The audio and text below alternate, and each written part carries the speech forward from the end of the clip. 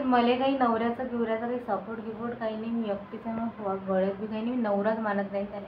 तर हे पण माझ्या वेदन मी आता साफसफाई काढली. आम्ही सगळं जे पन्नीतनी ठेवलेलं होतं ते सगळं डब्यात भर केलं.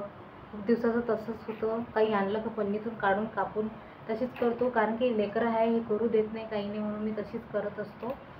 तर आता मला टाईम भेटला आहे, म्हटलं ह्या जरा बसवावं येले ना, बसून खाऊ पी घालावं, आपले कामं पण आपण करा. मग करून राहिली आता मी मस्तपैकी. एक मी काही नाही, नवरा घरी राहते तर मोबाईल पाहत राहते.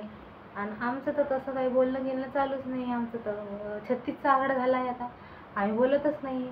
36चा आकडा आहे आमचा. ह्या वेदले तर सगळंच माहीत आहे. वेद हसत होता त्या दिवशी, आमचं भांडणं चालू होतं. हसत होता, याला हसा येत होता, हे खातं की नाही तू आता. तर मी राखीला बी गेली नाही यावेळेस.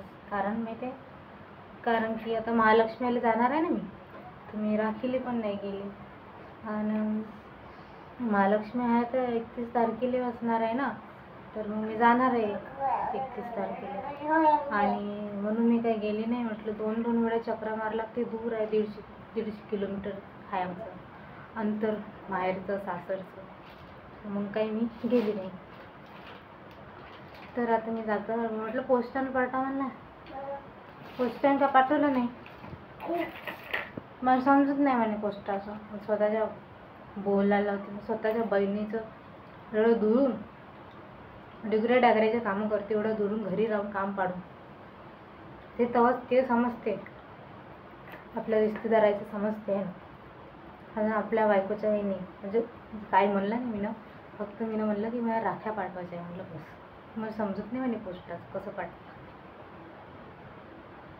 स्वतःच्या घरचे कामं राहिले फटाफट घरी कामं पाडून घरी राहते. हां, आमच्या वेळेस काही घरी राहत नाही. त्या दिवशी माझा डोळा दुखत होता, तर माहिती आहे मित्रांनो, माझ्या डोळा दुखत होता. मला म्हणे तू दवाखान्यात जाय म्हणे एकटी. मी खरं सांगू तू, मला माहीत नाही, मला काही माहीत नाही इथचं या बैतूलमधलं कुठं का आहे. तर बरी मला झाली तरी 4 वर्ष जरी झाले मी इथं, तरी मी कमसे कम 2 वर्ष इथं राहिली आहे.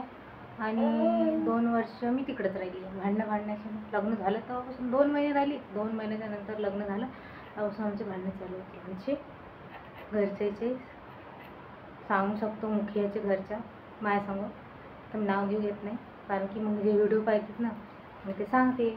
सोनीनं तुम्हाला सोनीनं असं बोललं, मग तसं बोललं, मग ते कलेश, मग मलाच मारते, मग मारते माझ्या नवरा. मग काय करणार आहे. हां, बेल्टनी बी मारलाय, मार खाल्लाय मी नवल्या. मारतेस ना. खात नाही का, झालं का हवेत बा, खात नाही मी.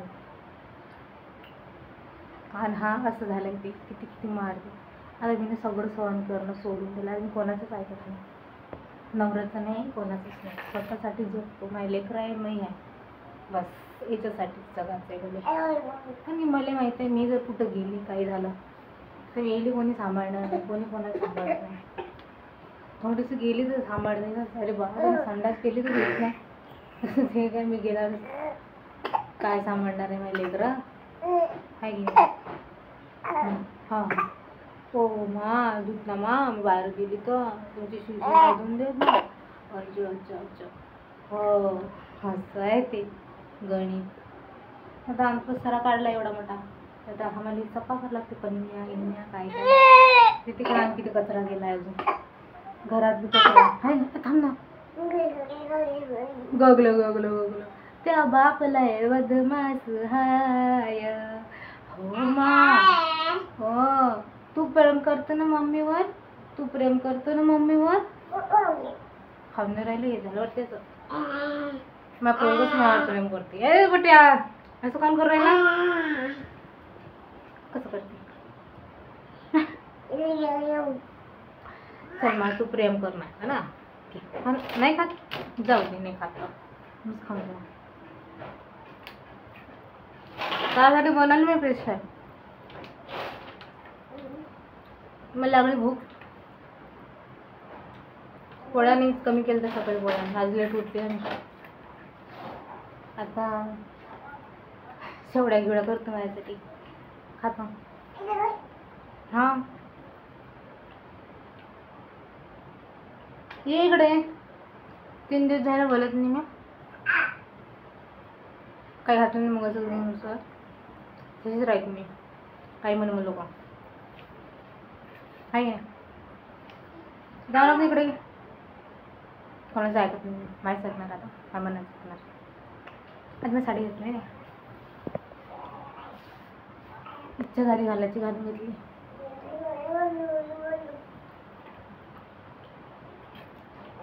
सगळं मनावर आपल्या. हां